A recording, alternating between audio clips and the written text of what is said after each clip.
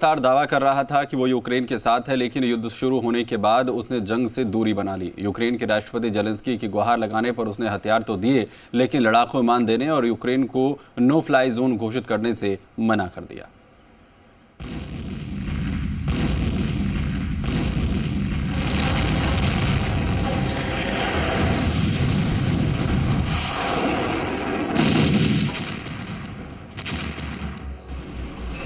मुश्किल वक्त में जो साथ दे वही सच्चा दोस्त। यूक्रेन के साथ ये दोस्ती निभाने के लिए ही जंग के बीच यूरोप के 4 देशों लातविया, लिथुआनिया, एस्टोनिया और पोलैंड के राष्ट्रपति पिछले हफ्ते यूक्रेन पहुंच गए थे।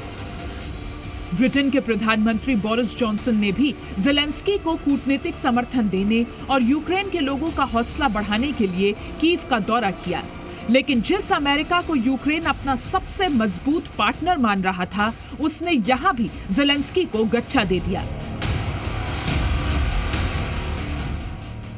यूरोप के नेताओं के दौरे के बाद जेलेंस्की को लगा था कि अब अमेरिका के राष्ट्रपति जो बाइडेन भी आएंगे और अपनी आंखों से बर्बादी देखने के बाद रूस को आर्थिक प्रतिबंधों से भी ज्यादा कठोर सबक सिखाएंगे।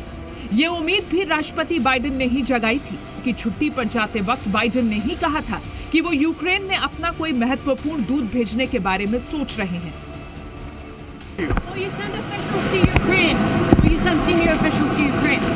We're making that decision now.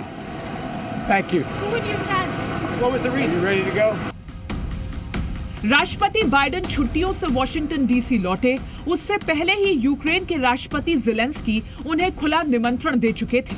17 अप्रैल को कीव में मीडिया से बातचीत के दौरान जेलेंस्की ने कहा कि वो चाहते हैं कि राष्ट्रपति बाइडेन यूक्रेन आए और अपनी आंखों से देख लें कि रूस ने यूक्रेन और यहाँ के लोगों पर कितना कहर बरपाया है। लेकिन बाइडेन ने जेलेंस्की का न्योता कबूल नहीं किया। अमेरिका की तरफ से सफाई ये दी गई कि राष्ट्रपति तो यूक्रेन जाने के लिए तैयार हैं, लेकिन अमेरिकी सरकार के अधिकार उन्हें रोक रहे हैं।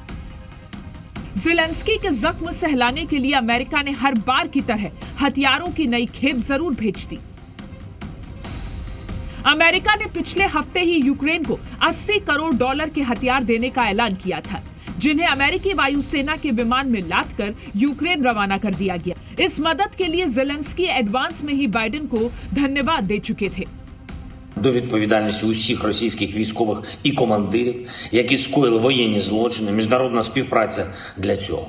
Обговорили новий пакет оборонної підтримки України, домовились на $800 мільйонів.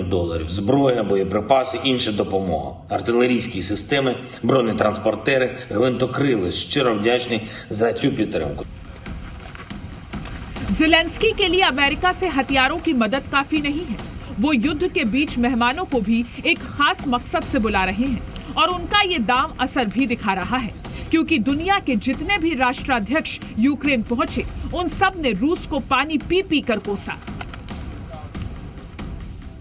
यूक्रेन का दौरा करने के बाद ब्रिटेन के प्रधानमंत्री बोरिस जॉनसन ने खुलेआम कहना शुरू कर दिया कि वहां हमला नहीं बल्कि युद्ध अपराध हो रहा है। The atrocities committed by Russian troops in Bucha, Irpin and elsewhere in Ukraine have horrified the world.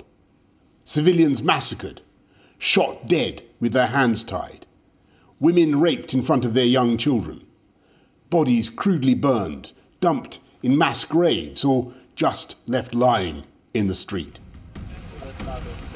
Ukraine के 4 पड़ोसी देशों के राष्ट्रपति युद्ध का आंखों देखा हाल जानने पहुंचे तो लिथुआनिया के राष्ट्रपति ने रूस के हमलों को नाजियों से भी ज्यादा बर्बर बताना शुरू कर दिया। Dalykai, kuriuos mums papasakojo net ir pakeliui važiuojant į šitą vietą. Na, sunkoka palyginti, ir istorijoje yra buvę daugiau tokių atvejų, kuomet žudomos ištisos šeimos čia pat ką.